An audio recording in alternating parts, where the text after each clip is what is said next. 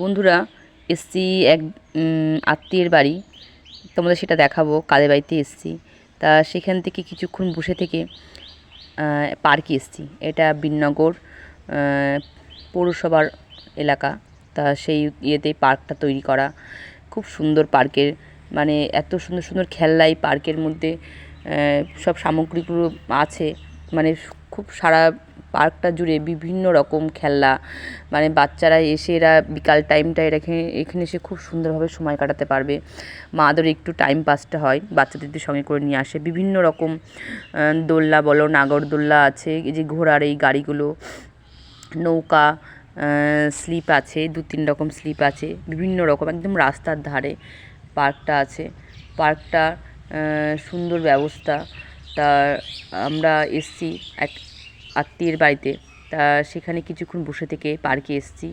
মেয়ে তো দোলনায় পার্কে দেখে মানে এত রকম এখানে বসার ব্যবস্থা, মানে টাইম কাটানোর সময় জিনিস আছে, ও তো দেখে মাথা ঘুরে যাচ্ছে।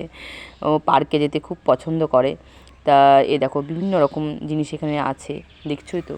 কত বাচ্চা এখানে বিকালবেলা এসে একটু খেলার সুযোগটা পায়। এখন তো বাচ্চারা খেলতেই ভুলে গেছে।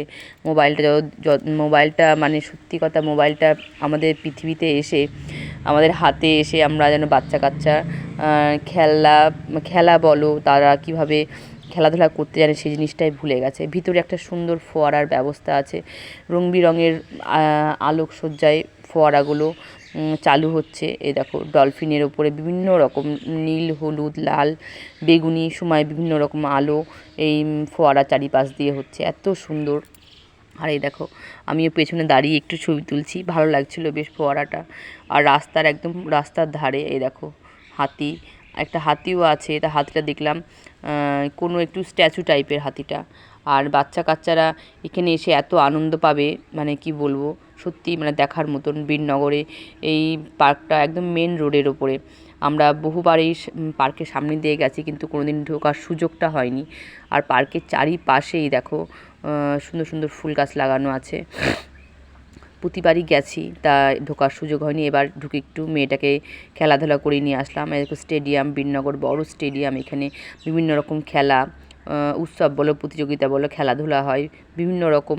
যারা চাকরি বাকরি করে তারা দৌড়ঝাঁপ, বিভিন্ন রকম অনেক কিছু করতে এই মাঠটায় আসে। পুরো ফাঁকা মাঠ, চারিপাশে পাঁচিল দিয়ে ঘেরা। তা পার্ক থেকে বাড়ি আসার সময় আমরা একটু স্টেডিয়ামের ভেতরে ঢুকেছিলাম। তা যেখানে এসছি, আমার এক দিদি ভাইয়ের বাড়িতে এসছি, একটা ছোট্ট অনুষ্ঠান ছিল। সেই ভিডিও তোমাদের পর একদিন দেখাবো।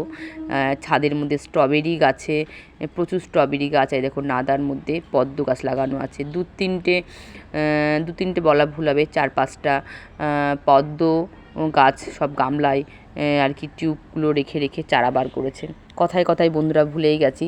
সকলে কেমন আছো বলো, অনেক দিন পর লং ভিডিও দিলাম। আসলে মানে সময়ের সঙ্গে পাল্লা দিয়ে বন্ধুরা মানে একটা ভিডিও ছাড়বো, সেটাও মানে সারাদিনের সময়টা বার করা খুব মুশকিল হয়ে যাচ্ছে। এর জন্য বড় ভিডিও তোমাদের কাছে বহুদিন পরই তোমাদের সামনে আসলাম। সকলে কেমন আছো বলো। আমারও শরীর সুস্থ আছে, ভালো গরম পড়ে গেছে, কিন্তু এই আবহাওয়াটাই প্রচণ্ড খারাপ। ছাদ জুড়ে প্রচুর গাছপালা আছে, অল্প অল্প জায়গায় বিভিন্ন রকম গাছও লাগিয়ে রেখে দিয়েছে। যে দিদিভাইয়ের বাড়িতে এসেছি তাদের বাড়িতে একটা ছোট্ট অনুষ্ঠান ছিল বন্ধুরা, সেই ভিডিও তোমাদের আরেক দিন দেখাবো। আজকে এটুকু ভিডিও থাকলো, সকলেই ভালো থেকো, টাটা।